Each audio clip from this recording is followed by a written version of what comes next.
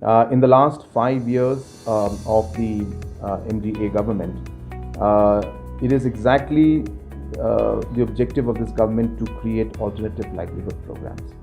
And that is why all the mission mode programs that we're having, if you look at the Luskin area, we have pushed for the Lakadong mission. And that's the area where again coal mining is prevalent, and it was there. And so we have come out with the mission for Lakadong, under which thousands of farmers have been brought in. Many self-help groups have been given food processing units, and the production has gone up by more than 10 times. And today the packaged Lakadong, the powder, and even curcumin is being exported to countries like Japan, UAE, and even to Europe and the US. So this is just one example of how we have worked towards creation of livelihood. Similarly, all the mission mode programs we are doing is precisely to create livelihood. We have gone up again with the self-help group movement, where again women folks are being included and livelihood is being provided to them. The Prime program and the CM Elevate program is also meant to create an alternative source. The different programs we're having with the farmers, with the IVCS groups, the food processing units that we have come up with throughout the state. All these are meant to provide alternative livelihood, because the point which I've been mentioning from day one is that everything in terms of the issue of mining revolves around the ecology and the economy, which means that while we're looking at the environment, unless the livelihood of the people is not taken care of, they will continue to depend on the coal. And therefore, the only way to ensure that in the long term we're able to address this problem is to provide long-term alternative livelihood solutions. And therefore, what the court has said is correct. And to answer in short, that this has precisely been the policy and strategy of the government in the last 6 years. Well, we are at a very, very advanced stage, but I have to repeat this again, which I mentioned to you last time also, that Meghalaya is in a very unique position because of the land holding rights that we have.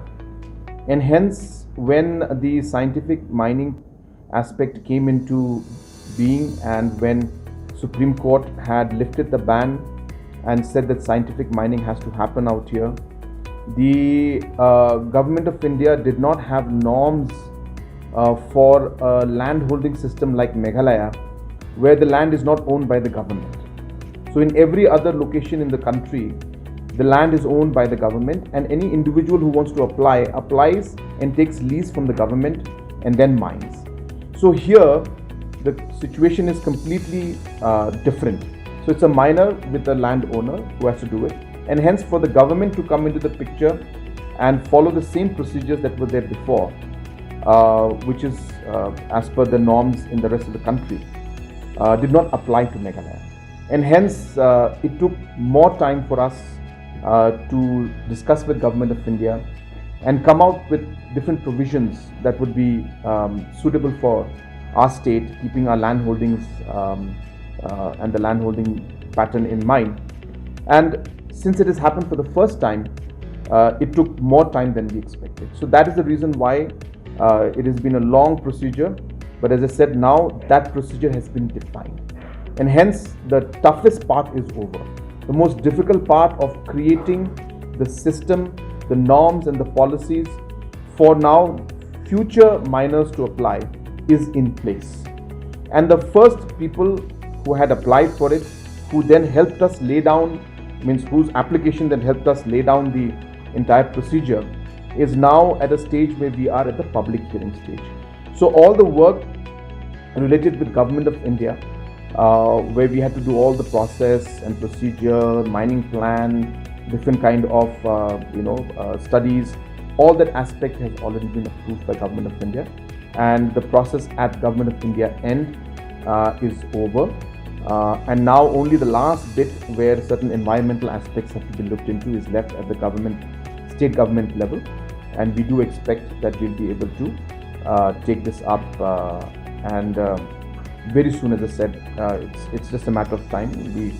right after the elections, we should see that we should be able to give good news to the people. But again, as I said, I don't want to jump the gun because these are procedures for the first time happening. We could have glitches which could again delay things. I don't expect it, but let's just keep our fingers crossed. But we are, as I said, for the first time treading this particular path, and so it's not always easy. There are always surprises, element of surprises there. But I'm hopeful that we should be able to reach to logical conclusion very, very soon.